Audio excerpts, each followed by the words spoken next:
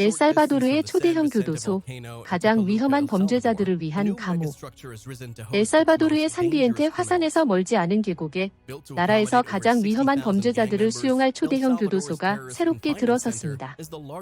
이곳은 6만 명 이상의 갱단원을 수용할 수 있도록 설계된 엘살바도르의 테러리스트 감금센터로 미주 지역에서 가장 큰 규모의 감옥입니다. 이 시설은 엘살바도르 정부가 48시간 만에 87명이 살해되는 사건이 발생한 후 폭력 사태가 심각해지면서 신속하게 건설되었습니다. 모든 수감자는 부켈레 대통령이 2022년 국가 비상사태를 선포한 이후 체포된 사람들입니다.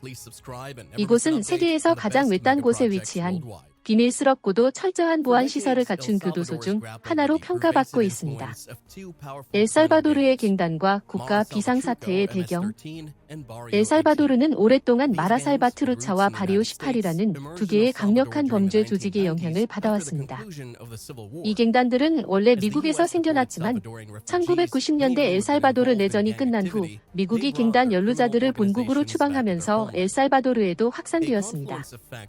빈곤, 실업, 기회의 부족이 맞물려 젊은이들이 갱단에 쉽게 유입되었고 정부의 효과적인 대응책이 부족해 조직은 빠르게 성장했습니다.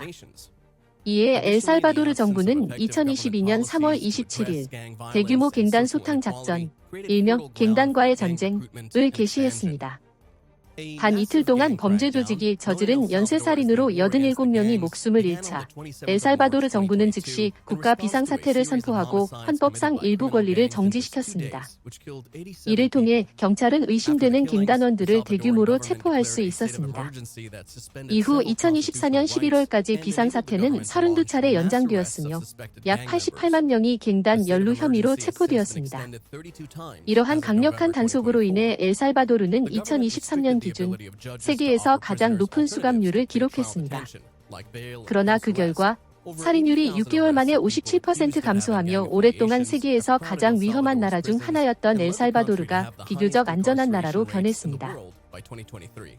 Murders in El Salvador dropped by 57% in just 6 months, in a nation which for years had one of the world's worst murder rates. But what did the Salvadorian government do to handle such massive amounts of arrests and convicted criminals?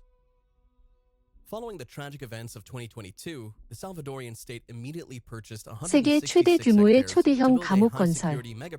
2022년의 비극적인 사건 이후 엘살바도르 정부는 열대우림 한가운데 166헥타르, 약 50만 평의 부지를 매입하여 초대형 보안 교도소를 건설했습니다. 그중 23헥타르는 교도소의 주요 시설 건설에 사용되었으며 높이 11m, 길이 2.1km의 두꺼운 콘크리트 벽과 전기 철조망이 감옥을 둘러싸고 있습니다. 이 감옥은 7개월 만에 3,000명의 인력과 멕시코 건설사 칸트러티스터 제너럴 더 어메리커 레티너의 감독하에 신속하게 완공되었습니다.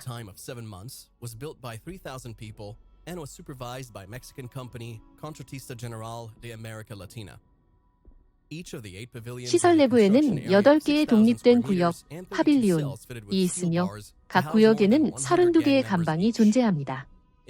각 감방은 약 100제곱미터 크기이며 한 개의 감방당 100명이 넘는 수감자가 수용됩니다. 감방 내에는 수감자들이 사용할 2개의 세면대와 변기, 그리고 매트리스 없이 철판으로 만든 100개의 2층 침대가 설치되었습니다. 엘살바도르 법무부 차관 오시리스 루나는 국민들에게 고통을 준 테러리스트들은 가장 엄격한 환경에서 형을 살게 될 것이라고 발표했습니다. 특히 감옥 내에는 야외 운동장, 레크리에이션 공간, 가족 접견실조차 존재하지 않습니다. 수감자들은 오직 법원과 연결된 가상 재판을 위해서만 감방을 나갈 수 있으며 규율을 어긴 수감자들은 창문조차 없는 징벌 감방에 가둬집니다.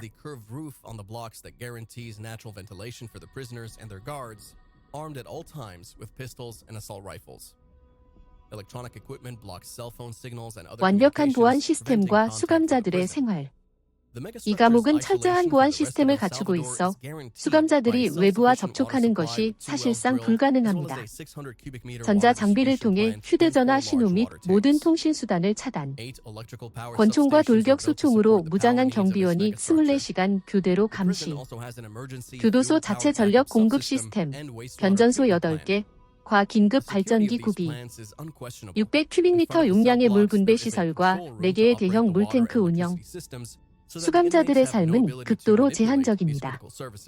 식사는 정부가 정한 일정량만 제공되며 생활용품은 가족들이 정해진 금액을 내고 별도로 구입해야 합니다. 특히 감옥 내 매점에서는 물품이 외부보다 몇 배 비싼 가격으로 판매되고 있습니다. 예를 들어 감옥 밖에서는 2.5달러에 구매할 수 있는 코카콜라가 감옥 내에서는 10달러에 판매됩니다. 이러한 수감 환경에 대해 국제인권 단체들은 강한 우려를 표명하고 있습니다. 국제앰네스티는 이 교도소의 건설은 대규모 체포 정책을 지속시키고 인권 침해를 심화시킬 가능성이 높다고 경고했습니다. 또한 일부 비평가들은 엘살바도르 정부가 대규모 감금을 정치적 도구로 이용하고 있다며 비판하고 있습니다. 그러나 부켈레 대통령과 그의 정부는 엘살바도르는 이제 세계에서 가장 안전한 나라 중 하나가 되었으며 우리는 더 이상 갱단의 위협에 시달리지 않는다라고 주장하며 강경한 입장을 고수하고 있습니다.